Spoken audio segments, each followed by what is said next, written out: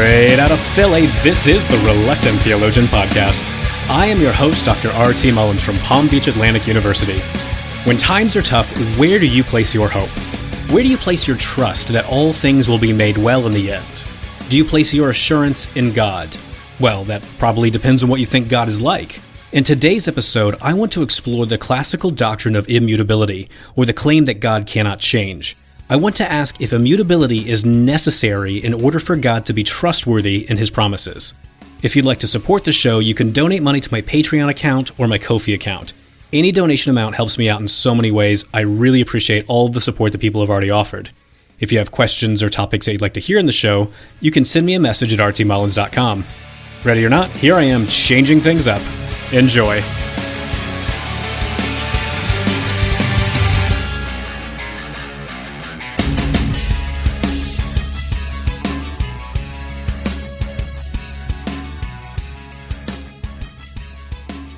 I have been traveling across Europe lately. There's so many different stories that I want to share with you, but I feel the need to address a particular topic. We are living in times of upheaval. Putin's war in Ukraine continues to drag on, bringing the world economy down with it. As I've mentioned before in the show, the war started when I was still living in Finland. I told you about how scared I was and how my fear eventually went away. When I was back in Finland recently, things felt different. Finland is in the process of joining NATO, and they're also building a wall along the Russian border. The Russian population living in Helsinki has dramatically increased. So many Russians have been fleeing their home country, hoping to escape being sent off to an unjust war. Many in Eastern Europe are wondering how this war will end. Just how do we put a stop to this bloody thing? As I traveled across Europe this summer, I noticed a striking difference in the conversations compared to America. People in Europe, they're talking about very serious problems related to the war. They're expressing fears that Putin will weaponize the energy crisis.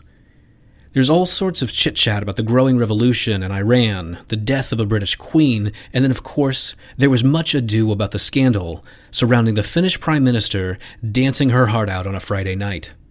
Other than the dancing Prime Minister, much of the American politics looks like a joke in comparison. I watch American politicians continue to peddle absurd talking points so they can just stick it to the other side. All while our own president just can't seem to find his way off a stage. The rising rate of violent crime across American cities greatly disturbs me.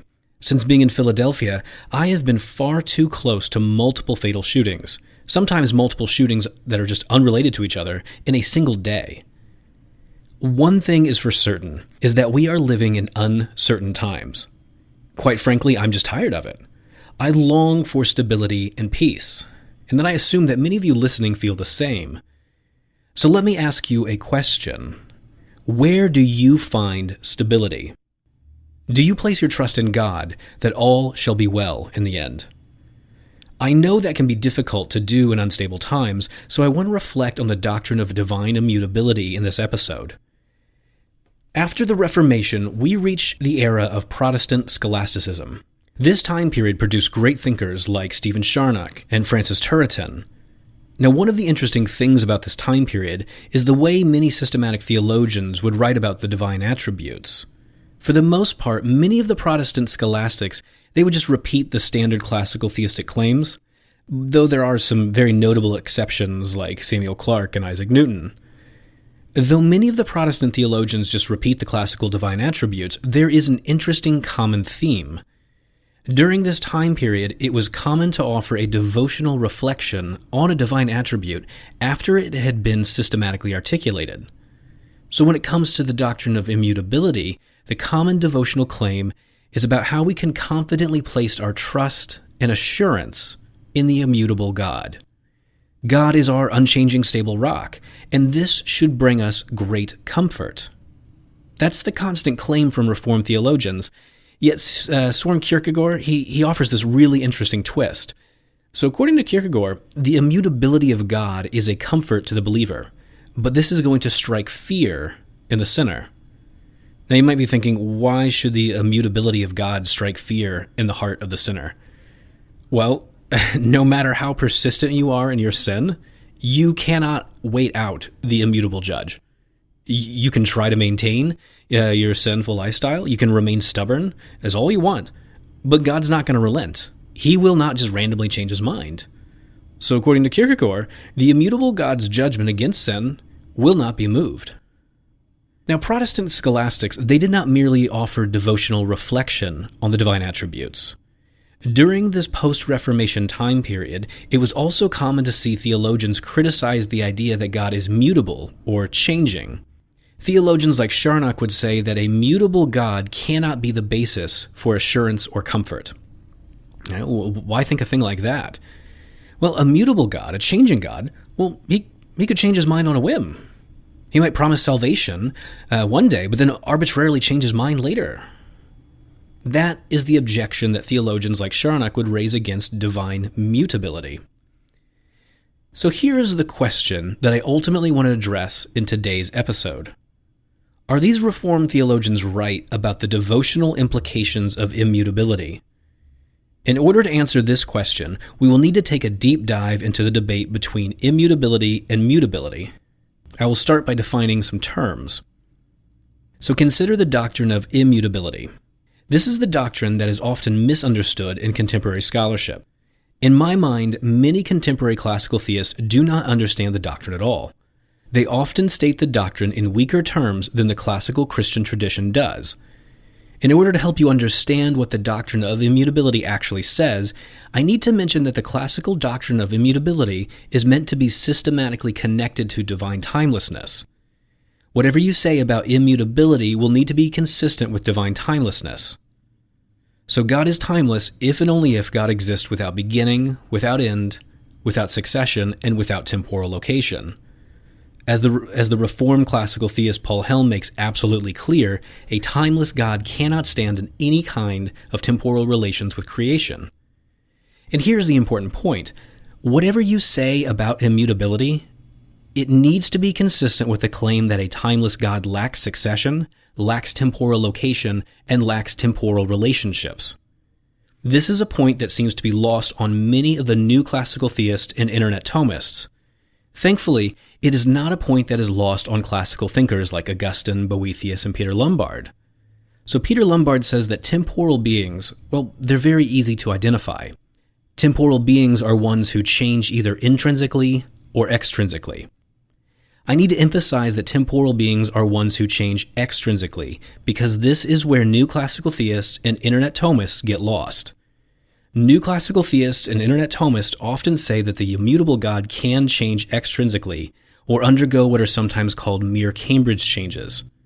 I'm going to do a follow-up episode on the so-called Cambridge changes, where I will explain why Cambridge changes are inconsistent with classical theism.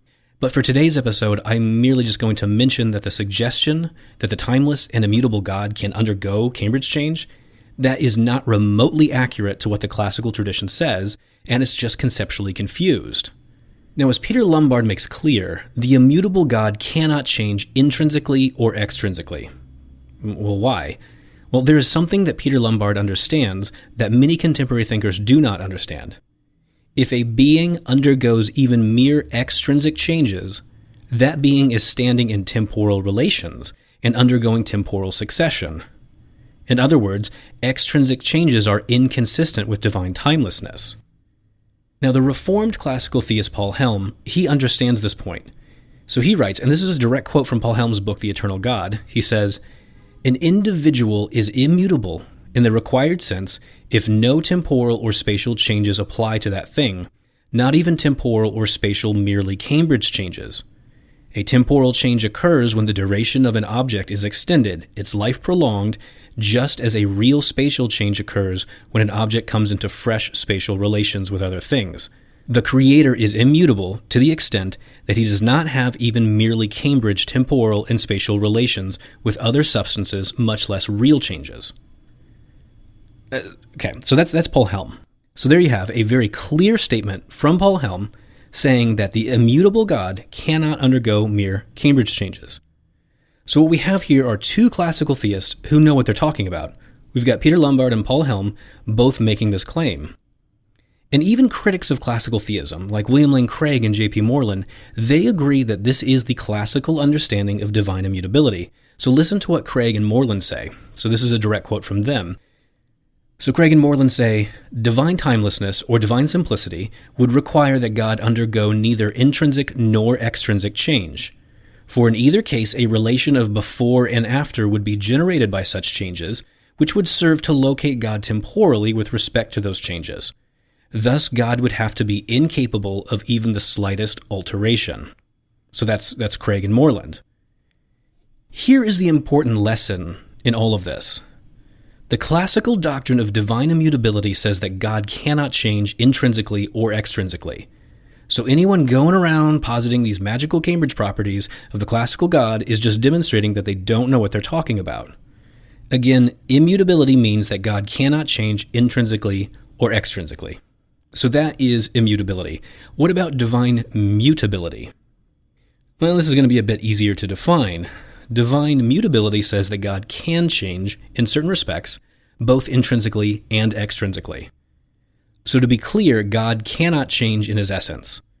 This is why many contemporary authors will say that they affirm a so-called weak doctrine of immutability, because they affirm that God cannot change his essence. But I just think the term weak immutability, I just think that's unnecessary because nothing can change its essence. God's essential properties are unchanging because essential properties are not the sort of thing that can change. But God can change intrinsically and extrinsically as he exercises his essential power and his essential freedom to create a universe and interact with it. God changes from not acting to acting. That's an intrinsic change. God's knowledge changes as history unfolds. God knows what's happening right now. That's an intrinsic change. God changes by entering into covenants with his creatures, acquiring obligations through divine promises that he did not previously have. That involves both intrinsic changes through action and knowledge, but it also involves extrinsic changes as God enters into new relationships with his creatures. So let me be clear about something. Both immutability and mutability agree that God cannot change in his essence. Like no one's thinking that God's essence can change. Immutability wants to make a stronger claim. It wants to go further and say that God cannot change in any way, shape, or form. God cannot change intrinsically or extrinsically. Whereas anyone who affirms mutability wants to say, well, hang on a second. God can change intrinsically and extrinsically to some extent as he freely interacts with his creation. So with these definitions before us, we can now ask which view is needed in order to have assurance in the promises of God. In order to place our trust in God, does God need to be absolutely unchanging, like Peter Lombard says? Or does God need to be able to change, as the prophet Hosea says?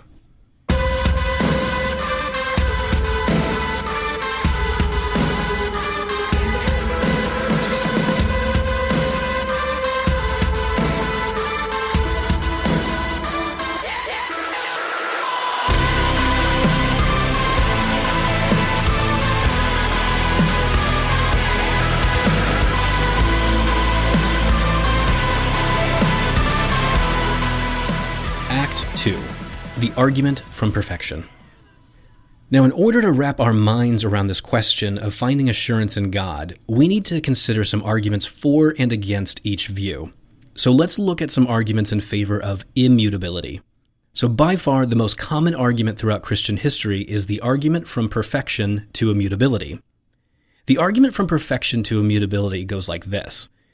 The argument asks us to consider two assumptions. Just make two assumptions, that's all. So here's the first assumption. God is perfect.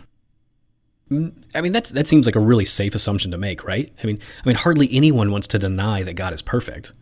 I mean, personally, I think that the concept of God just is that of a perfect being who is the single ultimate foundation of reality. And of course, as we've discussed on this show and as I've discussed in many of my publications, I mean, there are all sorts of debates over which divine attributes explain why God is perfect. But it is a very safe assumption to make that people are going to affirm that God is perfect. Whatever those attributes are that God has, God's going to be perfect. Everyone seems to make that assumption. And so, thus far, I mean, this argument from perfection, it seems to be off to a very good start. Now consider the second assumption that the argument asks us to make. This is called the Platonic assumption about value. It says that all change is for the better or worse. Now, that's a really strong claim about value, so let me repeat it in case you missed it.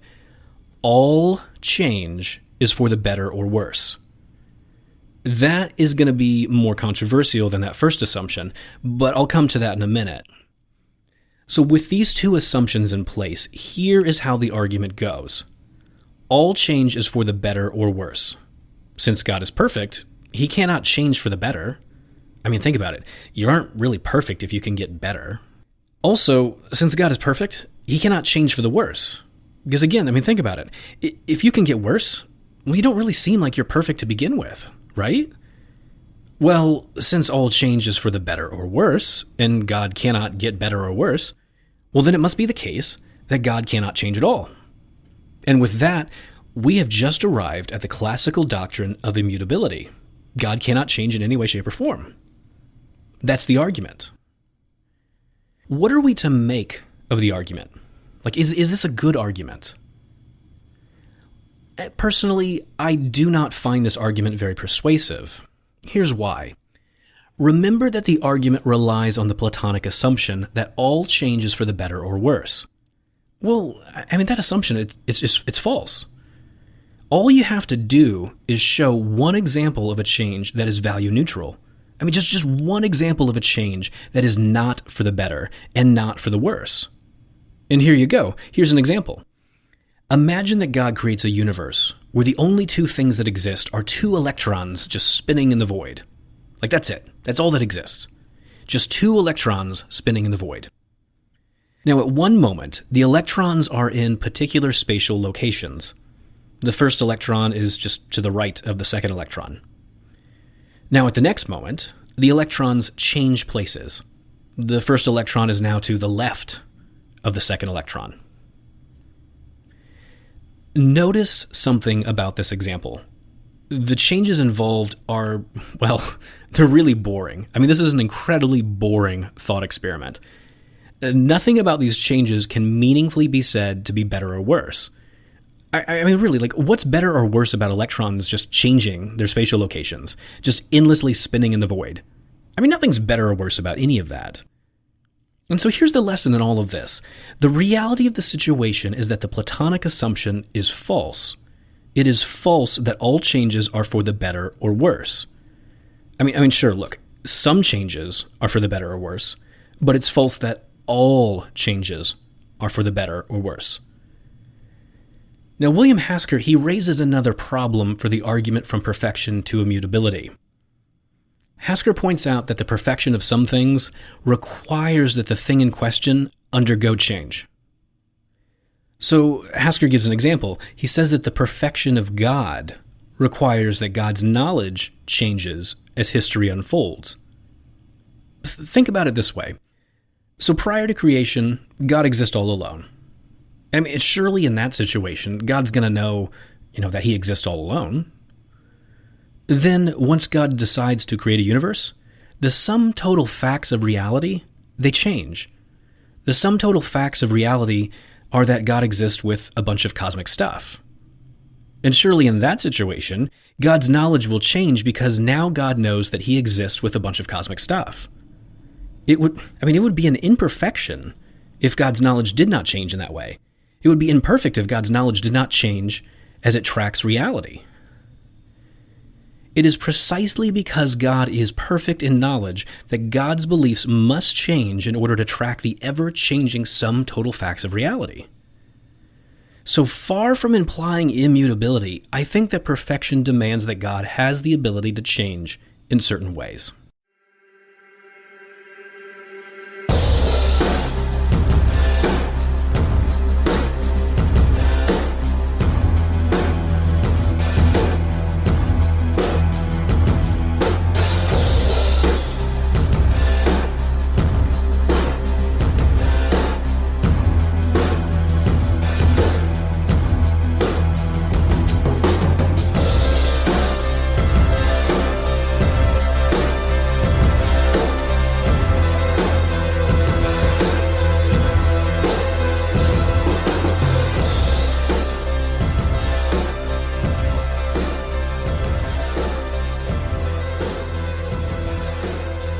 Act 3. Scripture and Immutability. Okay, so I just asked you to consider a philosophical argument for immutability. Now I want us to consider a biblical argument for immutability. Now you might be wondering why I didn't start with the Bible first. Isn't this a Christian show? There are several reasons for why I waited.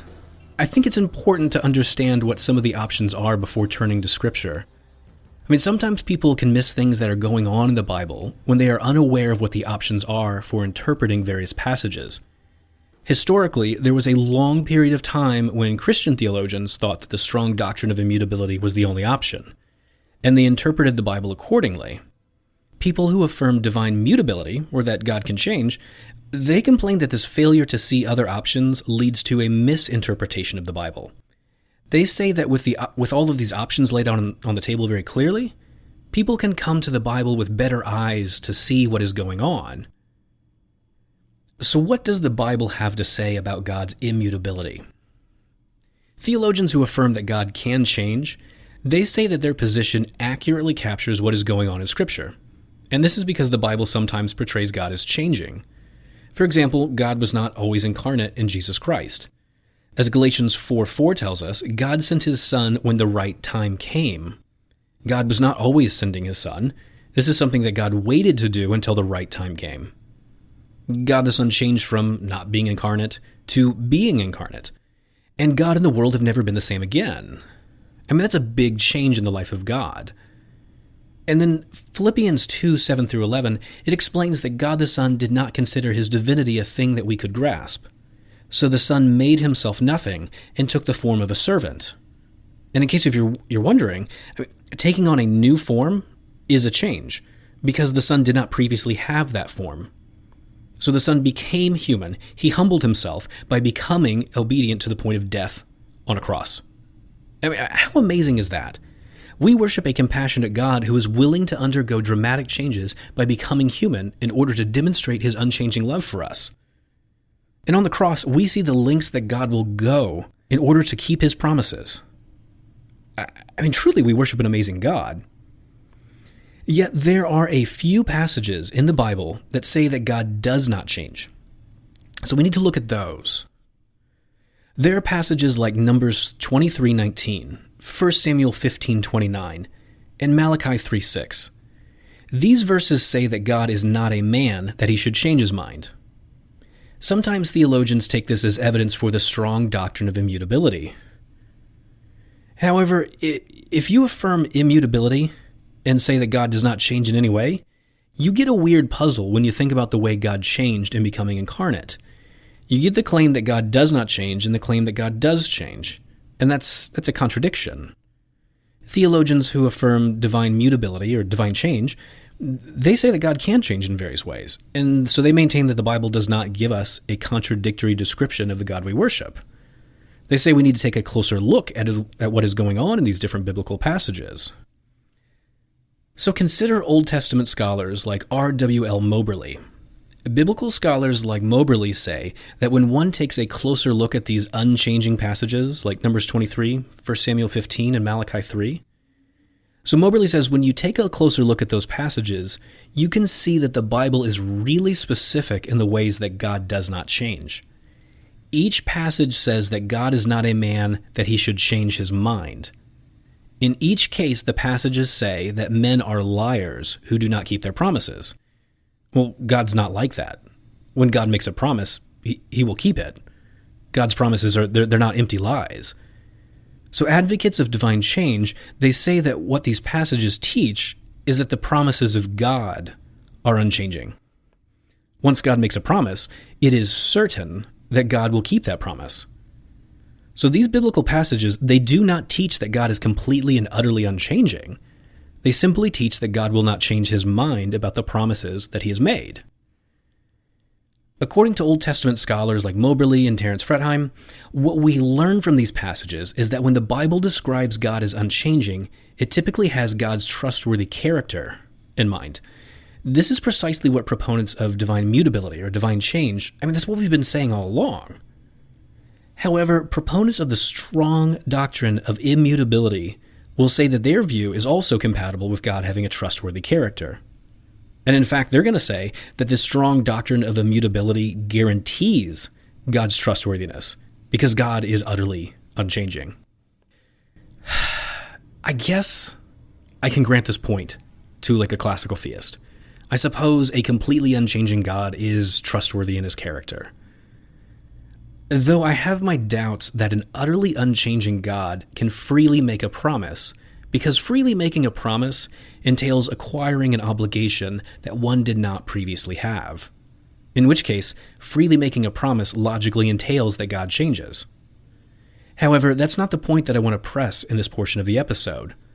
The point that I want to press is that the strong doctrine of immutability cannot be consistent with certain biblical passages that explicitly state that God does change. So passages like Hosea 11. In the book of Hosea, God asked the prophet Hosea to marry a prostitute. This marriage is meant to symbolize the relationship between God and Israel.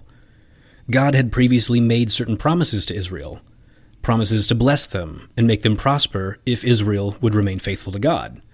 But the problem is that's discussed in Hosea is that Israel was not faithful to God. Israel's gone off and they've worshipped all these false idols. As you might imagine, Israel's unfaithfulness is deeply disturbing to God. When God asks Hosea to marry a prostitute, God is asking Hosea to understand the suffering that God is going through in the face of an unfaithful people. I want you to understand something here. This is something utterly unique among the prophets of the Old Testament. Typically, the Old Testament prophets are meant to symbolically represent Israel. But in Hosea, the prophet is asked to symbolically represent God so that we might get a glimpse into the inner emotional life of God. That's amazing. So what do we see in God's inner emotional life? As you read through the book of Hosea, you will see God say that he recoils at Israel's disobedience and that he has plans to pour out his wrath on Israel. Clearly, God is emotionally upset by the situation. Yet as we come to chapter 11 of Hosea, God says something very interesting. God says that because he is not a man, he will change. I think that's worth repeating. I don't want you to miss this. Because God is not a man, he will change. That's odd. That's peculiar. Because earlier, what we saw these biblical passages explain that God does not change because he is not a man. But now we have Hosea saying that God does change because he is not a man. Well, hang on, what's going on here? As Hosea explains, God has compassion for his people. Because of his compassion, God will change his plan of wrath to a plan of forgiveness. Stubborn men, humans like you and I, we don't change our wrath to forgiveness because we're stubborn, we lack compassion. But thankfully, God is not a stubborn man. God has a deep compassion that moves him to turn his wrath into forgiveness. Now, those who affirm mutability, that God can change, they're going to say this connects nicely with what we learned earlier. God does not go back on his promises to bless Israel. God loves his chosen people. He has promised to bless them, and out of compassion, he will respond to his people in the best way to ensure that his promises are in fact fulfilled. Sometimes that means that God will change his plan from wrath to forgiveness. Thus, it seems like the Bible is very clearly pointing in the direction of divine change or mutability.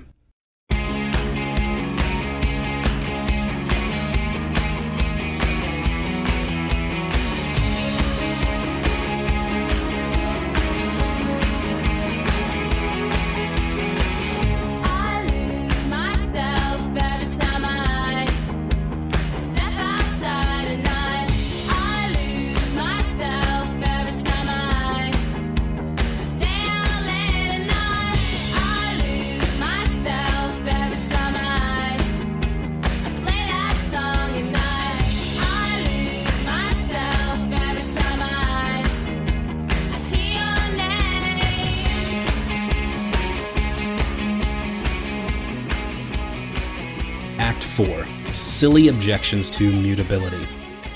Okay, so we come to the final act of today's episode. I want us to consider some very common objections against divine mutability, against the claim that God changes.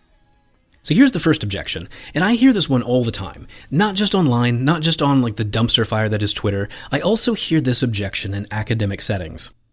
Call this the creature objection to divine mutability. The objection goes like this.